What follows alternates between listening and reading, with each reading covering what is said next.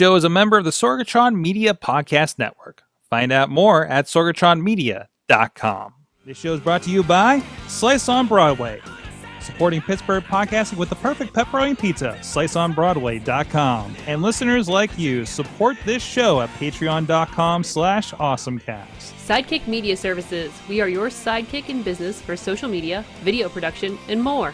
Find out more at sidekickmediaservices.com.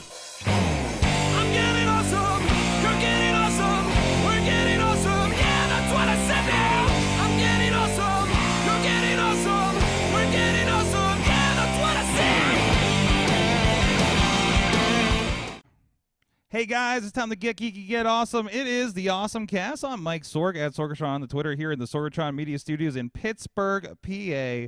Ready to talk some geeky and rhino things today. Happy World Rhino Day. We're going to be talking a lot about that. But first of all, let's go down the line and see who's on the line with us this week. First of all, we have from Studio C in the Big D, Dormont, PA, is John Chilla. He is a gadget guru at Big Bank International Esquire. I feel like I have done that the right way for a while. How you doing, Chilla? Good. How are you? Excellent. I'm not only on the line, but I'm also online. On, in, and over, and under the line, right? Yes. Something like that? Is that? Did you get a new font on your name? I have all kinds of new fonts. We've been doing that for a little bit here. I haven't been using the titles as well. Like, I think I just missed giving you the title too. So hold on, let me give your sweet Chilla title. There you go. Now you're official. Oh, thank you. There you go. Now everybody knows how to spell your name. Also with us, she is partway through her radiation fashion show. Is that what we're calling it? Yes. Wonderful Instagrams going on lately. The Dutters is with us. Katie Dudas, how you doing? Good. I didn't realize I was all Star Wars'd out. I'm wearing my Star Wars shirt. I've crushed the resistance. I just accidentally the most lined up geekiness, right? So, yeah, Baby Yoda's behind here. there you go. Keep pulling things out. Excellent. And also we have a very special guest with us this evening. We have from the International Rhino Foundation. International Rhino Foundation. I almost tripped myself up there. Christopher Whitlatch back on the show for World Rhino Day. How you doing, Chris? Oh, do we have Chris? Did we lose his audio again? Oh, no. How about now? Hey! He is on. Welcome back. I guess it's the first time we've had you on remotely, so.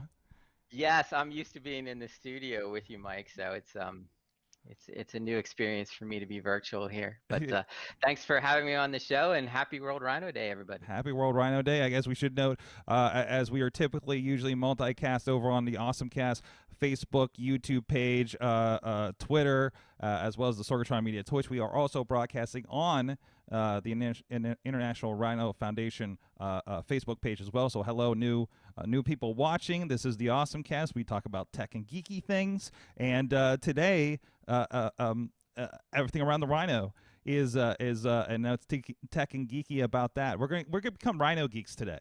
Is that the right term for Chris? Are you guys Rhino geeks over there at the foundation? Yeah. Yeah. Excellent. But anyways, as I said, this is the AwesomeCast. You can check out everything on awesomecast.com. You can hit us up on the social media. Of course, we are over on AwesomeCast on the Twitter, on the Facebook page. We have a wonderful Facebook group where you guys can drop some stories in there through the week. We do a lot of great discussion, and a lot of that does inform what happens here on the show.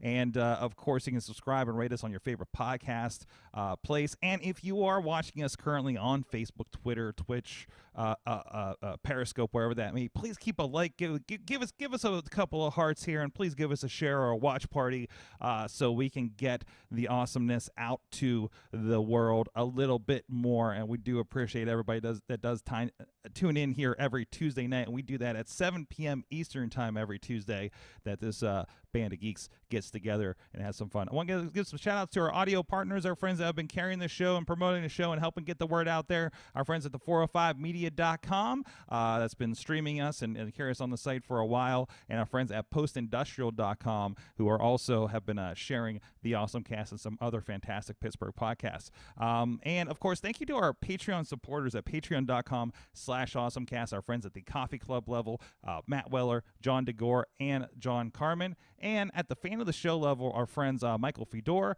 our friends at pghmuseums.org, Professor Buzzkill, the great podcast at professorbuzzkill.com, and our friend Dave Podner from the Tiny Shutter podcast. Thank you so much to you guys for supporting the show, helping keep the podcast light on for you. And if you guys want to like what's going on here, please, throw in a little as a buck, and you'll get some extra content here and there that we do record off air, and really appreciate everybody that does do that.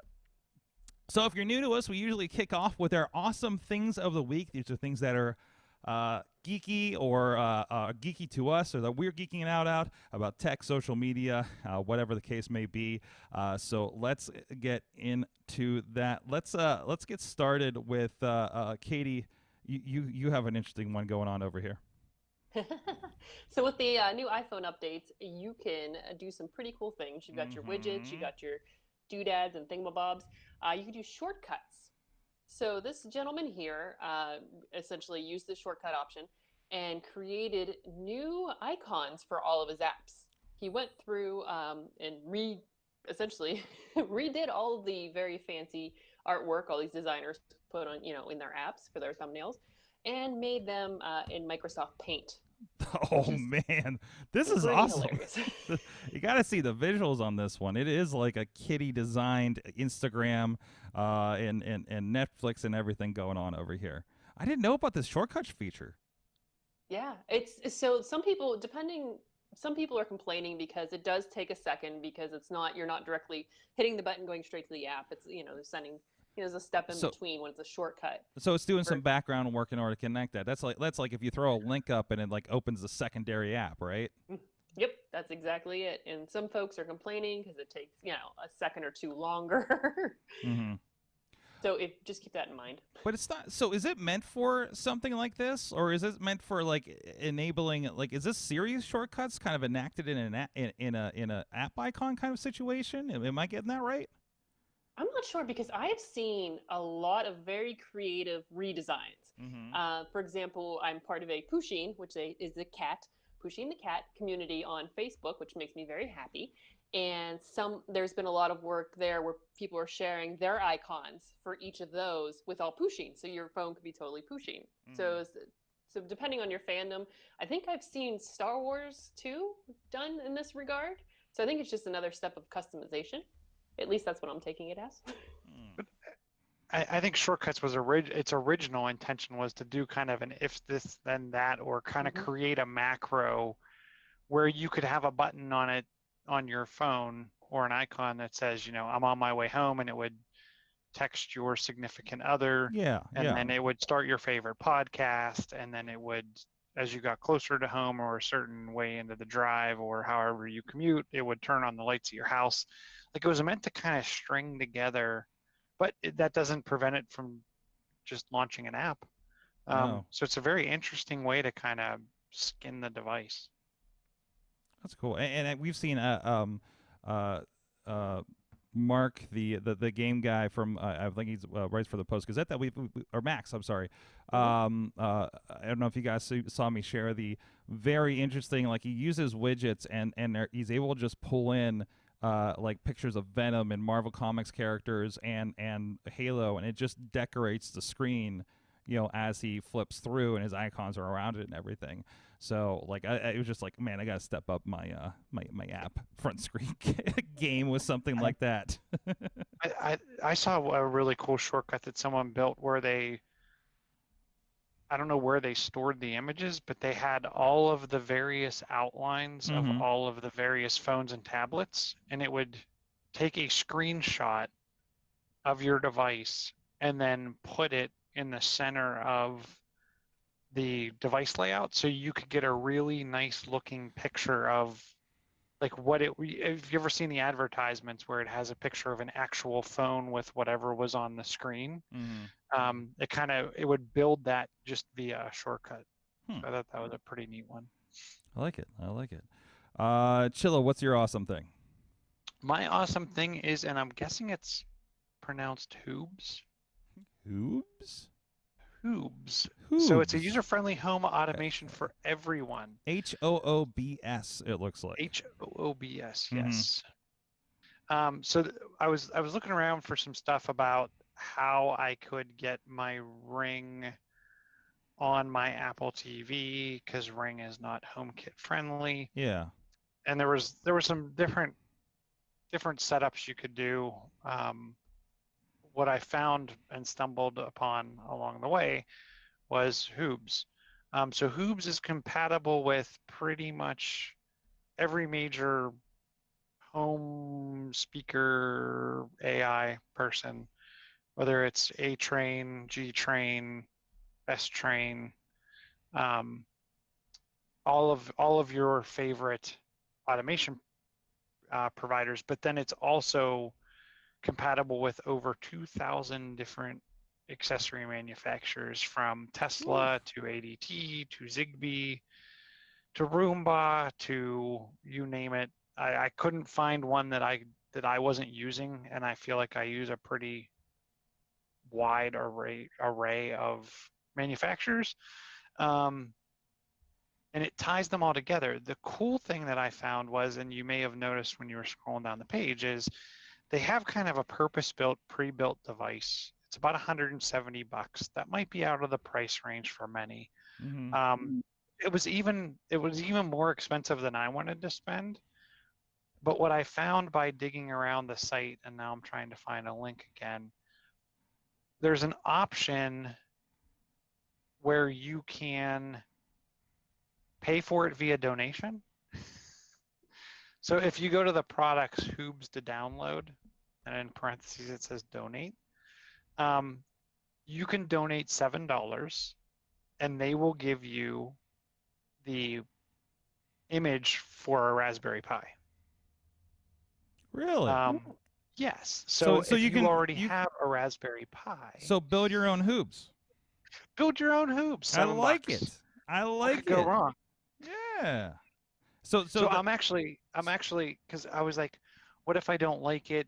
The cool thing is it looks like, from what I've been reading, is it's all WYSIWYG, very easy to use, browser based. You plug this thing into your home network and just start going. But I was like, what happens if I don't like it? Am I actually going to use it, et cetera, et cetera? So with this, I have plenty of micro SD cards lying around.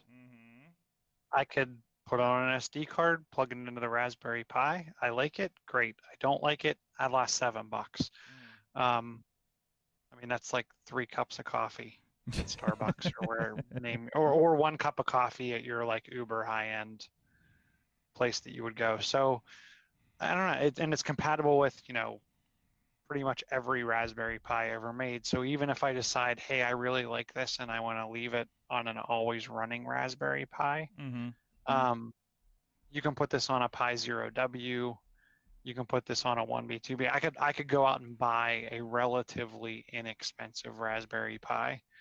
You don't need the new Raspberry Pi 4 with like 4 or 8 gig of RAM. So I'm going to give this a whirl, plug it into the home network. My main goal of this is to get my Ring doorbell and my Wise cameras to come up on my Apple TV and my iPads in the home app. And if that works, then if you figure out the Wise camera access, because I got the 3 of them and I've paid for all the person detection and everything, I think it's like I would love to be like, hey S word, throw it on the TV kind of thing. Like, I'd love to see that happen.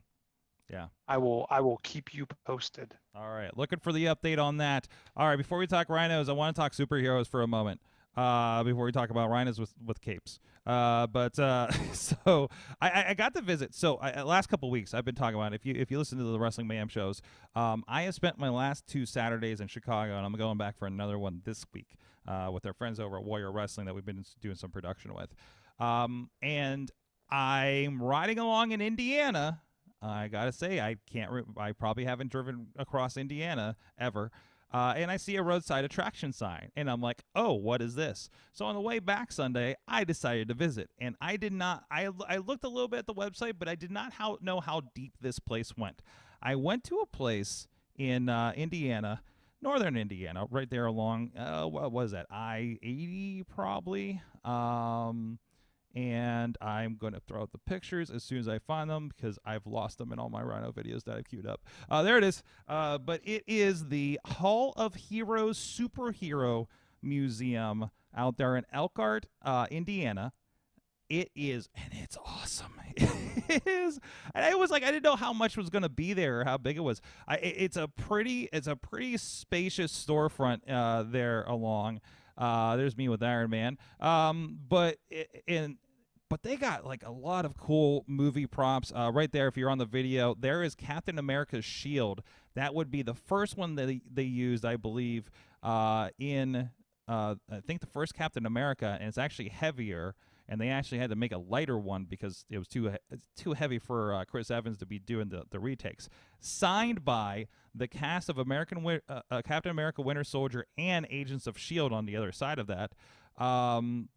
Here's an interesting Superman park bench that just looks awkwardly awesome with his hands up. And here's one of the I was in the first case, and there are personal correspondence. I believe this is to the curator of the museum from Stan Lee on the vertical note paper, and there's like, hey, just getting into the airport, I want to make sure I wrote you back kind of stuff here. And they're as fantastically Stan Lee as you would expect with something like this, right? They have the Ghost Rider motorcycle from the Nicolas Cage. Nicolas Cage rode this prop in the first movie. They have Chilla. They have the Shelby that Iron Man fell on when he was testing the Iron Man suit. Did you get? So I saw that in a post. Like I saw the comment in a post, but did you have a picture of the Shelby? I did not take a picture of the Shelby. You go back. It's another $10, and I actually was having a great time. So one guy was back there, and I think he was kind of positioning himself for like if I needed help with the pictures. You know, they say they don't mind if you take pictures of it, but if you want with it, it's a $10 thing, kind of thing, right? So I'm just like, it gives me a reason to bring Missy back. She's gonna want to see this stuff. They have do you get to lay in the imprint in the Shelby, like you actually like fell into it? No, I don't think they let you do that. They had a Burt Ward worn Adam West worn Batman suit that was for the conventions, but the boots were from the show. They had a George Clooney worn mask from that movie. They have a Deadpool mask from the movie, and the Ring. Ryan Reynolds worn ring from Green Lantern, like a lot of cool little props, and then a lot of the old toys. I was actually looking at the old Amigo figures and the Superpowers team stuff. They have a little bit of arcade stuff, a couple machines I had seen, like a couple of Justice League arcade machines and things like that. It was really cool and definitely worthwhile. So if you're going through Indiana, I guess this place has been featured on Toy Hunters. It's been featured on I think it was like Fast and Loud when they got the Shelby. The guy was telling me stories about they would load the Shelby and the Ghost Rider bike on a flatbed to take to conventions. And like they would, go into a convenience store, when they stop off, and they just have people surrounding it. It was great. I was getting a lot of backstory on it. They have some original a Superman toy from I think it was the 1940s. It was like a wooden Superman kind of thing, and they had some props. They had the Dean Cain worn Superman suit from Lois and Clark. Really cool. And beyond that, they also have some cabinets in the middle. And I guess you can see stuff if you request it, but it's supposed to be the largest curated comic book collection in the world. And even in the cases, you already see there is an X-Men #1. There's a Fantastic Four #1. There's a bunch of the old Marvel comics with the original Human Torch and things like that. Like there's some really cool old stuff a part of that. So definitely recommend it. Is the Hall of Heroes superhero museum. I will probably, I don't know. I personally thinking like maybe I'll stop back again this week because it was so much fun. But no, definitely recommended. Go check it out. I didn't realize how many people this was on their kind of hit list to go to. No, really cool place. So, but yeah, check that out. And I got some pictures over on my, and I did share it in the AwesomeCast Facebook group. People want to see some of my pictures from it. So just a little teaser on that. So, Chris, I didn't know if you had a separate awesome thing in the week, or we're just going to get into the rhinos with you after the next break here. I figured I had enough You got a lot of awesome to give us right now. Yeah, so I did not come up with a separate awesome. That's fine. First, but I want to get in that. But first, I want to give a shout out to our friends that do support the show here. And our friends, we do have some of the guests on some of the shows coming in. So we are definitely helping. They're definitely helping us with that. But our friends at Slice on Broadway, supporting Pittsburgh podcasting with the perfect pepperoni pizza in Beachview, Carnegie, and the East End. PNC Park, there's not much happening right there anymore. But always supporting the show and has supported us through the majority of the 10 years of this podcast. And we hope you guys are supporting them too. I hear from a lot of you guys during the pandemic that have been ordering out a little bit more, making sure they do order out or visit their local Slice on Broadway. Again, a great local business here in the Pittsburgh area that's supporting local podcasting, and I want to give them a lot of love. Go check them out at sliceonbroadway.com, or since there may be some people from out of town because the foundation Facebook people are watching, we have a little kind of unintentional expansion plan. So if you are not in Pittsburgh and it sounds and looks good to you, if you have a Broadway Avenue in your town, take a picture of the sign, hit them up at PGH_slice on Twitter, and say you'd like a slice on your Broadway. That's what we do here. They're right here on Broadway Avenue, right up the street from the studio where we're at, right here in the Beachview neighborhood of Pittsburgh. And that's our little unintended, because they seem to be expanding like crazy. And we have some friends on the other shows that want to get them out in Seattle. So let's see what we can do about that. So, anyways, enough of that. Let's go from pizza to rhinos. I have no segue for that. I'm sorry. So Chris, tell us a little bit about the foundation you're part of and what you're doing over there. Sure. The International Rhino Foundation works across the world in an effort to conserve the 5 species of rhinos. Sometimes when we think rhino, we think Africa or maybe one rhino or whatever, but there are actually 5 species. There's 2 in Africa, the white and black rhinos. There's one in Nepal and India called the greater one-horned rhino. And there are 2 species in Indonesia that are the most critically endangered, the Sumatran rhino, which there's less than 80 on the planet right now, and the Javan rhino, which there are now 74. We had an update yesterday, 2 new babies. So we're excited about that. Brought the number up to 74. Fantastic. So this really is. Those numbers are astonishingly low. First of all, so I think it kind of drives home how vital this is right now.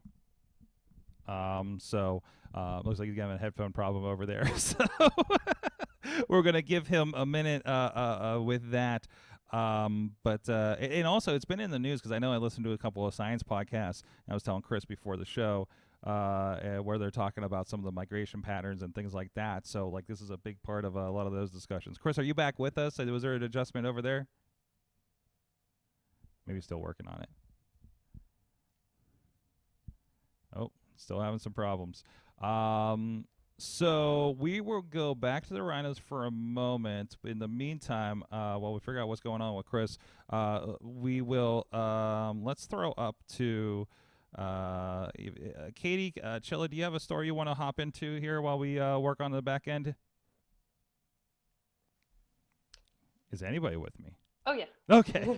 Hi. Go ahead. Let me know what you want to talk about, and we'll get Chris back on and talk about rhinos. What's that? This one's for you. So Wise, your favorite camera, is expanding to a video doorbell, okay, noise canceling headphones, and a thermostat. Yeah, so you can have all of your things connected. They haven't announced all the prices yet, but the pre-sale on the doorbell with camera is $29.99. Well, there you go. There you go. So that's something else that Chilla can try to throw on his Apple TV, right? Mm-hmm. Excellent. So, All right, we got Chris back. You got me back. All right, we talked about doorbells for a minute, so we're all right. So anyway, so yeah, so we're talking about how vital that is, and you tell me that like there's a lot of technology involved in well, you got to worry about tracking and the breeding and everything like that, and also just making sure these things are in places where they're safe and they can be rhinos, for lack of a better term, I guess I'd have. Absolutely, and I think it's interesting, but believe it or not, one of the most effective pieces of technology is still the camera trap. And it used to be where you'd sit there and you don't see it, don't see it, don't see it, see it. But there's technology now today that actually can detect what looks to be a rhino, and so it'll send that photo over for confirmation, so you're not sifting through thousands of photos. But the really cool thing is a lot of these newer cameras actually take very high-res video, very good video. And this year we've had just an amazing amount of captures of Javan rhinos, which are they're very isolated animals. They live in very dense rainforest areas. You could be 5 feet away from them and not actually see them. And so it's amazing that we've actually had some videos this year of rhinos doing rhino things like wallowing in the mud. Yeah, we're showing the mud wallow right now on video. So this is from the camera trap. Awesome. It's wonderful to see that up close, because it's this may be the only way you'll ever see a Javan rhino. Even the patrols that patrol that area to keep them safe rarely come into contact with an actual rhino. So that kind of technology has really moved ahead, and the fact that it takes video now helped us identify 2 new babies that were born earlier this year, which brought the population up from 72 to 74. They exist only in one place on the island of Java in Indonesia, in a national park called Ujung Kulon. That is the only place that they exist. They're heavily protected. There's been no poaching in over 20 years in that park. So their population is slowly increasing, which is good to see, since it was so critically low that there was worry that they might not be with us. So so it's cool. I don't know if you have that video up, Mike. We're playing it right now. The black and white is actually the male. There's one male and one female. The black and white video is the male. His name is Luther. And then the color version is actually the female, and her name is Helen. So we're happy to see them both back in, back in the park and growing the population. So, we get a lot of questions on how technology can be used to save rhinos. And the fact of the matter is that a lot of things are tried, but you're looking at, with 5 different species, you're looking at different ecosystems and different challenges in those ecosystems. In Indonesia, as I said, you're in dense rainforests. It's high humidity. There's a rainy season and a dry season. In the rainy season, there's a lot of moisture. In the dry season, there's a risk of fire, and so technology has to survive that type of ecosystem. If you go to Africa, you're in much more spread out savannas, but you're in a very harsh condition of the bush. It's very spread out. It's very rough. It's very dry. It's very hot, and you have to be able to survive big animals like rhinos crashing into, or elephants crashing into your technology, but you also have to be able to survive little animals infecting your technology, like ants, which get into it. One of the famous stories is they were going to deploy a drone in Africa, and they unloaded it onto the runway, and it melted before they could even get it into the bush. So the technology that you would see is, why don't you use drones? Why don't you use this? Why don't you use that? Well, it has to survive very, very intense and harsh situations. In India, there's a monsoon season every year, and the park floods. And so you'd have to be able to survive that particular condition in that particular habitat. And so that's why you don't see, what may be, commonplace for you actually being able to be used in conservation. It takes a little bit more effort. It takes a little bit, higher end technology, and of course that always, raises the costs, and it has to have a cost, benefit for. That's what. Yeah, we forget about like we're used to like what. I think we forget that the rest of the planet is not our wonderfully temperate environment here in the Pittsburgh area, right? And we're like, well, you just use a drone. It was like, well, that's wild. That's why I recently was listening to like how we can't put a drone on like was a Venus that we just like discovered some microbes on because it's like 400 degrees Fahrenheit, so it's not happening. But we don't even need that much. That's wild. That's absolutely wild. How do they tag, or how do you tell like one rhino from the other, so you're not either double counting one, or like, I'm guessing because you're saying you may never even see them in person. How does that, like, is there some kind of unique marker feature that allows you to tell one from the other, obviously other than just size or whatnot? Yeah, that's actually a very, very good question. And it's rhinos have, unique identifying characteristics, just like you would with your fingerprint. It could be the size of the horn, the shape of the horn. It could be the shape of the ears, or it could be the number of wrinkles that they have under the eyes, and things like that. And they use that as sort of the markers when they're watching a video to say, oh, this is this particular rhino in this particular area. So that's how they sort of identify them. Now there's also, monitoring. You see a lot of monitoring and conservation, right? When you're watching Shark Week and they have those big tags that they clip on the sharks that then fall off and float, and they can actually track the data from. With rhinos, it's a difficult situation as well. If it's a big bulky monitor on their legs or their ears or whatever, it can cause some irritation to the animal. They are also rough. They roll in mud. They rub against trees. They bounce off of each other quite often. So technology has to be able to hold that. So what they've come up with is actually a monitor that's about the size of your thumb, a little bit wider, but about the length of your thumb. And they're able to actually drill into the rhino horn and plant that receiver, broadcaster, basically monitoring device in the horn, and then cover it with epoxy, and it will broadcast to base stations around a particular range area or park, and that will then send that data back to different software and solutions that are now available, so that you can actually track that rhino. So that's an interesting new development, and that's kind of in testing right now. Yeah. So. And to be clear, like the horn doesn't go away. The horn doesn't typically break off. I think some people may think of like antlers, right? For a deer, that they kind of come and go, right? Yeah. So rhino horn, and that's the biggest threat to rhinos is still poaching. Right. And it's poaching for that rhino horn for black markets in Vietnam and China, where they use it in traditional medicine. And there is no proven scientific or medical application for rhino horn. It's basically the same material as your fingernails or your hair. It's keratin. So if you want a medicinal value that you would get from rhino horn, just chew on your fingernails. So it would give you the same. So no, that horn does not typically fall off. It can be rubbed down, as they tend to rub against trees and things like that. So it can change shape and things like that.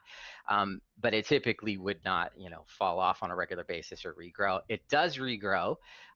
One of the processes that they use against poaching in certain areas is dehorning.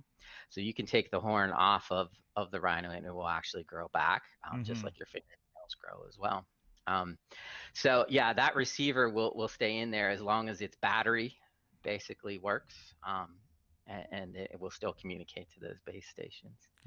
And that's a lot of what you're seeing with technology as far as monitoring for poachers, monitoring for rhino movements and things like that is ground radar. And there's a development that they've been testing over the last few years in South Africa's Kruger National Park, which was one of the largest homes for white rhinos on the planet. And what it does is it can actually send out those radars and radar waves and check to see if there's, it'll detect if there's a 4 foot or a 2 foot. If it's 2 foot, that's a problem, right? Or a potential problem. And so they can actually then communicate and deploy rangers to those particular areas where there may be a problem. Yeah. So we have all the technology tracking them, and it really is about we're tracking them for combating poachers, and mostly just kind of seeing how they're behaving and kind of to help make decisions on how to help them. Correct? It's by tracking movement, you can track how populations are getting together. That is part of the problem. Is there's isolated populations, and if they can't get together, they can't make babies, and we need babies in order to save these species, right? So we need population growth. So part of that monitoring is the health of the habitat. It's the health of populations and tracking those movements in the areas. You mentioned to me that you had seen a program where they were creating corridors where wildlife could move from one corridor to the next corridor and basically avoid any human wildlife conflict. Having that monitoring you'd be able to understand how that population is moving back and forth between different areas. Absolutely. It was a great, I think it was a great supplemental conversation. I'll give a shout out to This Week in Science that I was actually talking about this past week. I think this or the last week. But no, definitely recommend it for stuff like that. They do a nice animal corner that a lot of time gets an endangered species talk. Highly recommend it. But they get a little bit of everything. So that's good. So I also have noted here, is this one? So I'm looking at a site that you had noted called Earth Ranger. Yes. Is this the one of the radar related ones for tracking? This is a cloud-based software that will actually take all of that data and visualize that data for someone that's managing a park or a range or an area or a population, and allow them to then make decisions on do they need to reposition protection, do they need to worry about animals leaving an area or not worry about animals leaving the area, that type of thing. So what Vulcan Earth Ranger does, and this is a company that was basically founded by Paul Allen. So really cool background to it. They've put a lot of effort into understanding the local needs and that's always important. Technology can't be a burden on the local people that will have to run and manage that technology. So they've taken a lot of effort to understand the needs of that, and they've designed software around it, and they've made that software cost effective as well. So they're a very valuable partner to conservation, and we need more Vulcans out there for conservation that will take what they know, they understand, they learn, they've developed, those technologies, adapt them to conservation, but also adapt them in a way that is cost effective for these organizations. It is kind of fortunate / unfortunate that somebody like a Paul who made his fortune over there at Microsoft, correct? That much like Bill Gates is doing similar in even that region with disease, but it takes these. Thankful that they are taking their fortunes and applying it to causes like this, but I feel unfortunate that we need people like that to take towards causes like this, for those kinds of things. But no, the good thing that that's happening in those aspects. So excellent. So. So tell me, and of course the foundation, your work just helps interface with a lot of these things, correct? Yeah, we take a scientific based approach and with a multifaceted strategy to try and make the most impact in a particular area, and we adapt that to the local needs. So we have on the ground partners in every area that help us determine the best uses of investment from our foundation, and we're supported by zoos across the world. We're also supported through U.S. Fish and Wildlife, and we're supported by individuals and corporations that take an interest in conserving these species. And we're always open to the next idea, but we're also always open to helping you find impact and conservation as well. Excellent, excellent. Some very, very cool stuff. So once again, if people want to kind of find more information, get involved, find more baby rhino videos, where can they go do those sorts of things? Yeah, well, definitely subscribe to our YouTube channel at International Rhino Foundation. That way you'll get the latest videos. We never know when we'll get another one, so they pop up on a regular basis, and it's a really cool thing to be able to see that particular rhino in its habitat, interacting. Like I said, that's a once in a lifetime opportunity, and now you get to see it on video. That's great. Always check out rhinos.org. That's our website. For World Rhino Day, you can go to rhinos.org/world-rhino-day, and there's a bunch of different activities for how you can get involved on this day to spread awareness, learn more. We always appreciate your donations. We love when you start a fundraiser for us. We do have a fundraiser t-shirt on Bonfire. I'm actually wearing it today, if I can get it up on camera enough. This was actually designed by Pittsburgh's own Rachel Arnold Sager of Second Block Studios. It's only available for another week. It's exclusive for World Rhino Day, so definitely go grab it at Bonfire before it's gone forever. And we need people like you. People like you to get involved, more tech people to think about conservation and wildlife and how they can make an impact. Excellent. Go check that out. Yes, Rachel is definitely a friend of the show. She's been on with Josh in the past, and I'll have to get a t-shirt now. So, very comfortable as well. Fantastic. Thank you so much, Chris, for joining us and talking for World Rhino Day for us. Well, thank you for having me, and thank you for joining us for World Rhino Day, everybody. Awesome. You want you stick around and talk a little bit more superheroes and tech, maybe for a couple more minutes? Sure. Awesome. So speaking of that, and you might have some thoughts on this here, Chris, as a superhero fan yourself. So DC Universe is going to become a comics-only service in January. I think we saw the writing on the wall for this, didn't we? As their programs have been going over to HBO Max, Harley Quinn, Doom Patrol. I'm sure Titans is coming along too. I think they actually renewed Doom Patrol for season 3. But they're adding a nice little addition to this. I think they had this through April, because the new service is going to be $7.99. I think it's been $9.99 if I'm not mistaken. But they're going to let you add on HBO Max for $4.99. Keep in mind, HBO Max is $15. So this is actually pretty nice if you're a DC fan. I think it's I think it's smart. Yeah. I think in today's world, and like you said, it's worth it just to get HBO Max for $4.99 because it's expensive.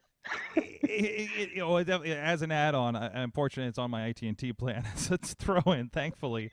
But I always thought that the comics and video mix that they did with that was so weird, because I had Marvel Unlimited for the longest time, and it was just like, but I just want a comics app. I just want the Netflix of comics for DC situation, and now they're finally I guess they've never really had a home to put all that kind of stuff, and HBO Max is kind of becoming that thing right now.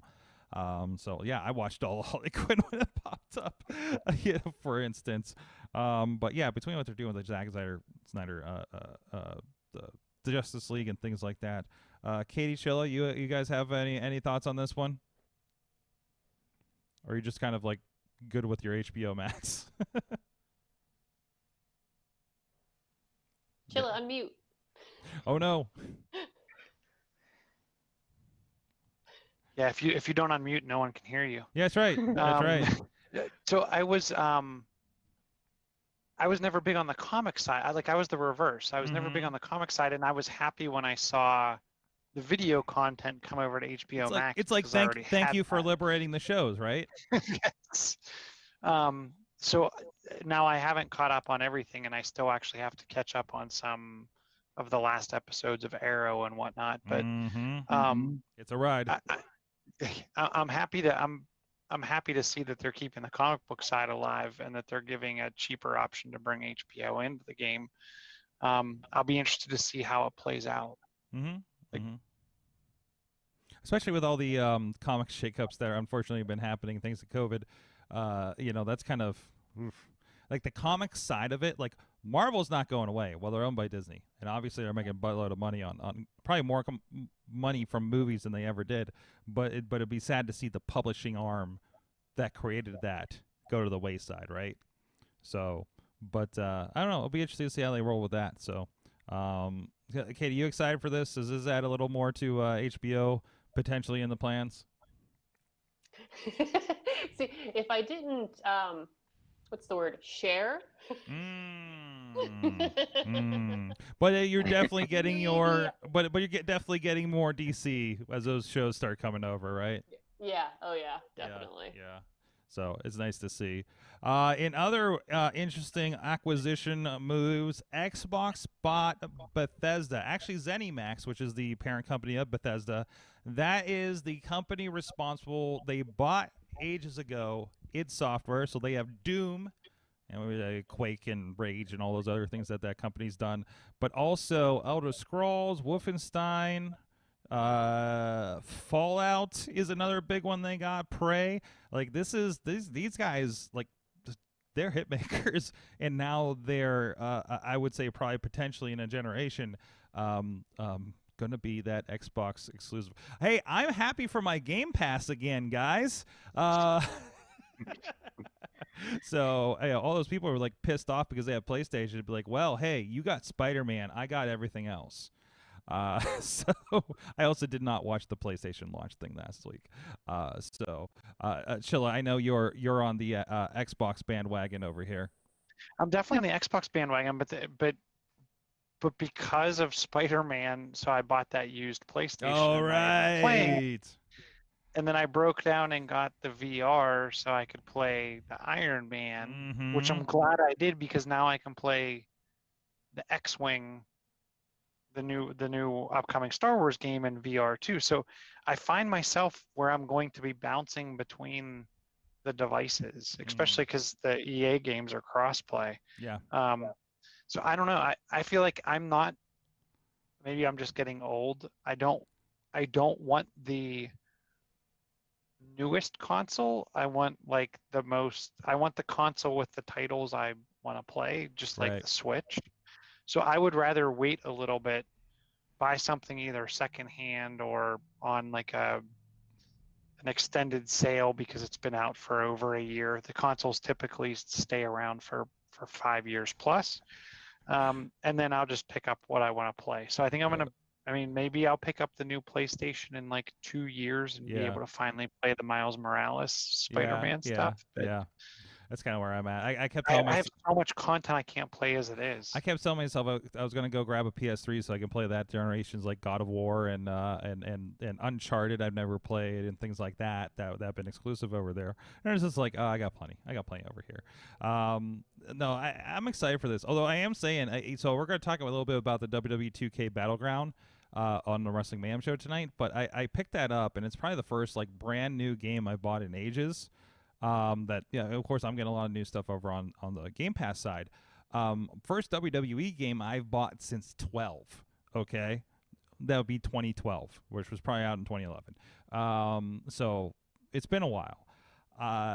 I'm finding, I don't know if it's because I'm on an original Xbox One, Chilla, but I'm finding I get slowdowns sometimes that make me feel like I'm on the streaming service for xCloud. I get slowdowns on the newer Xbox. Okay, so it's not just me. Maybe it's this thing. I've also noticed some glitches, and these guys were notorious for how bad the WWE game was a year ago. So Kraus and I were talking about this. So some of the newest EA Star Wars game, Marvel Champions, or not Marvel Champions. What's the one that's kind of like the Street Fighter? Avengers? No, it's like a Marvel versus Capcom type. Oh, I didn't. Wait, Champions is like I thought that's Champions like is mobile. Yeah. No, on the Xbox there's a Marvel versus Capcom. Like it's like a Street Fighter. Infinite. Marvel Capcom Infinite? That was the last one. Yeah, maybe that's it. Yeah. So those two games to me have the longest load times, even after the game's already loaded. Yeah. The other thing I've noticed is even Minecraft on a cold boot of an Xbox takes a good minute 30 seconds to boot up. And it goes black screen. If it can't it's only on first load. If you can't handle Minecraft, what are we doing right now, right?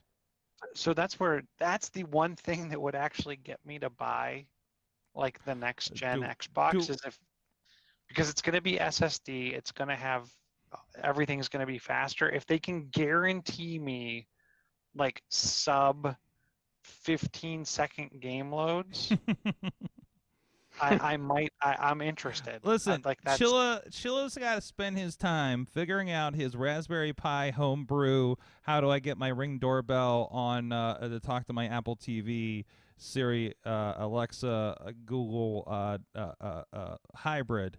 I don't got time for your load times. I don't have time for it. What is really aggravating is when the load time is like after you get killed in the game and you're waiting just to load back the save. It's not even, it's not even loading the full game. Red Dead Redemption 2 was pretty bad on that. I'm like, all right, I'm gonna go make a sandwich because I died. So, kind of thing. That's why I was spoiled because I was playing all those games on GeForce Now, and I was like, man, Arkham Origins loads like nothing. I'm good. And then you go back to like your actual Xbox, you're like, oh no, this is reality. So, but I also wonder if it might be my external hard drive or something like that. And yeah, load times are pretty tough on a one-on-one fighting game when it's like this thing lasts a minute and then you waited more to get to it, kind of thing. That's one thing I'm noticing on Battlegrounds a little bit right now. So, but I'm sure it'll get better. It's 1.0. You know what I mean? So it's fun. Chris, how are you on the gaming side? I know we were talking about that a little bit before with you. Well, we've been playing around with Oculus Quest, and of course, new headset is coming, and we're like, but we just bought this one for like hundreds of dollars.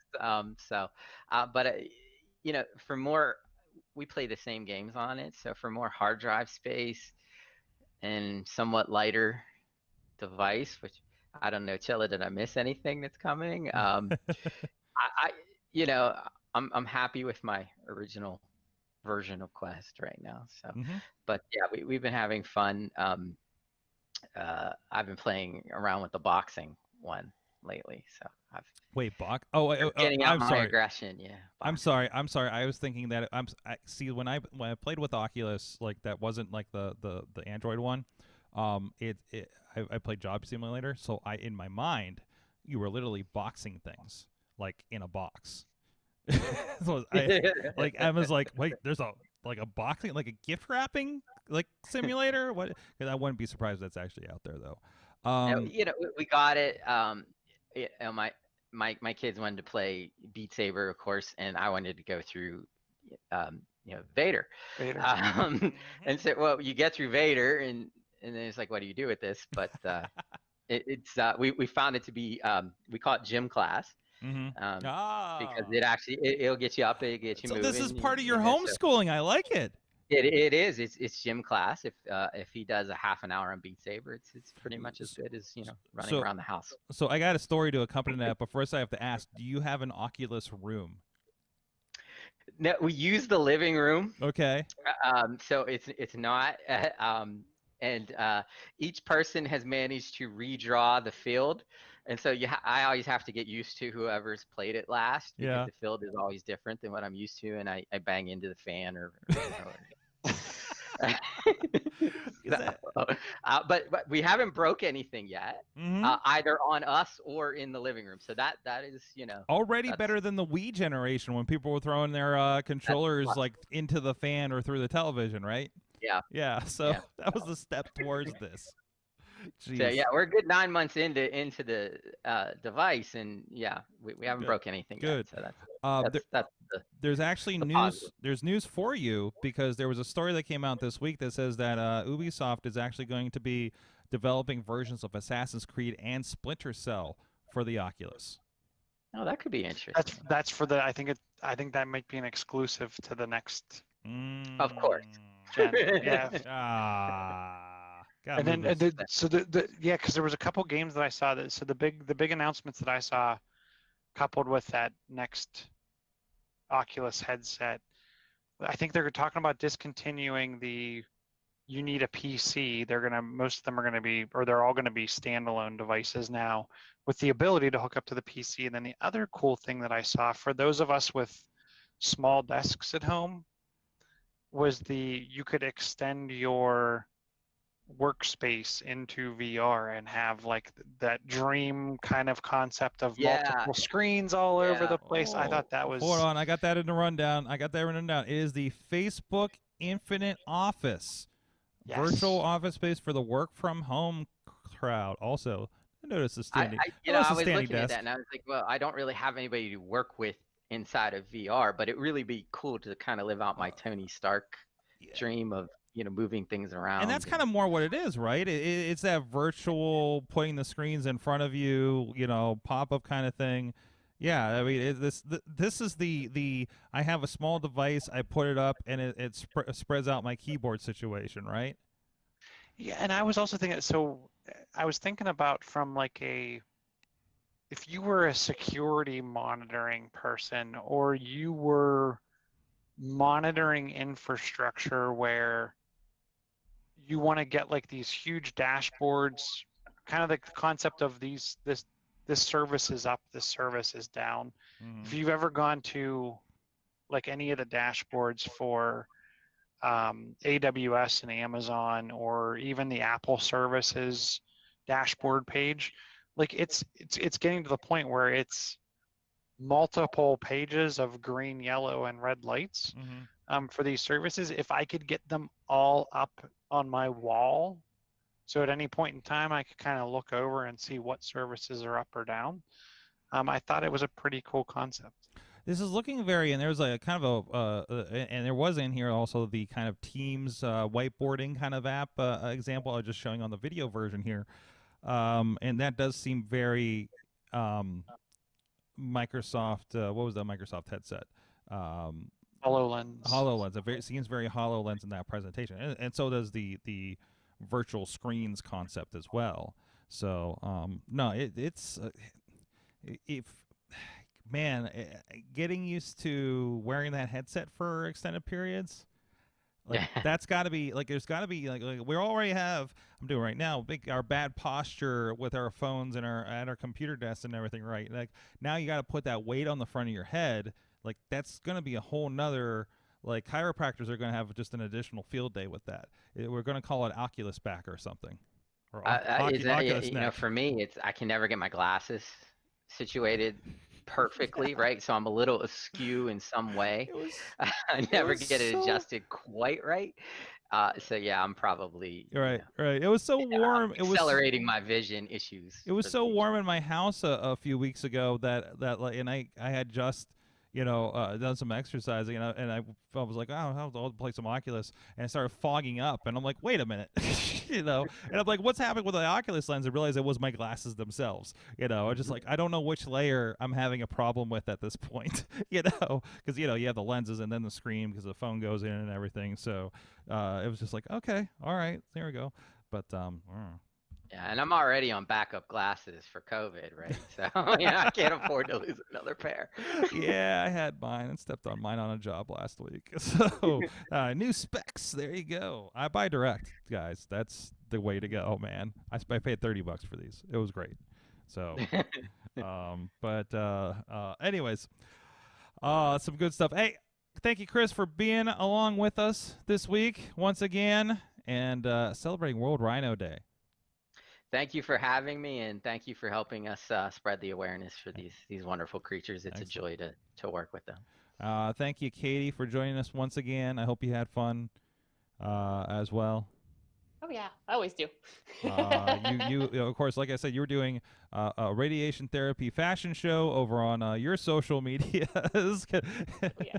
So yeah, I'm 4 days into radiation, no superpowers yet. okay. Oh, are you? Wait. Did we talk about this before? Are you going to try sneaking things in to try to absorb powers of various bugs or whatever else? Like Katie, you can't bring this alpaca in here.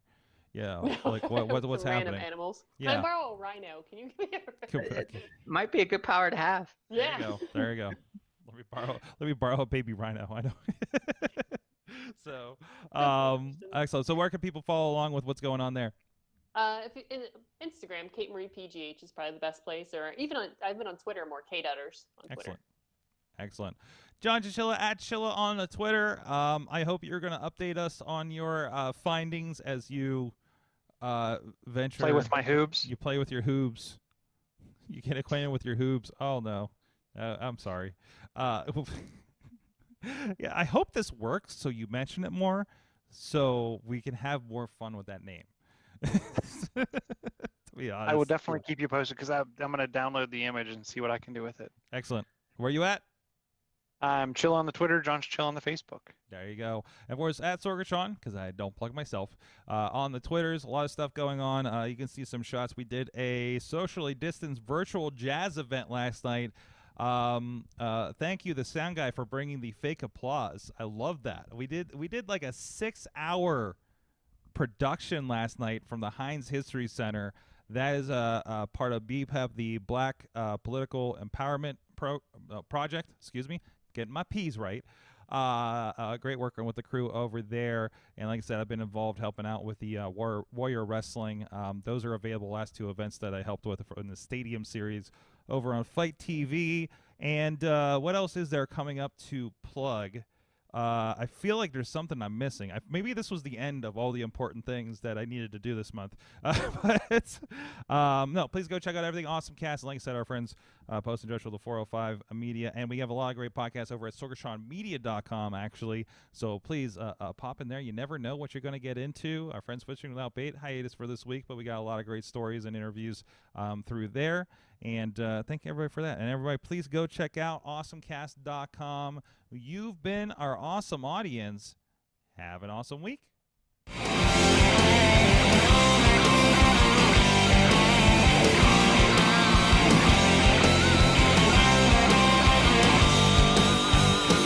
This show is a member of the Sorgatron Media Podcast Network. Find out more at sorgatronmedia.com.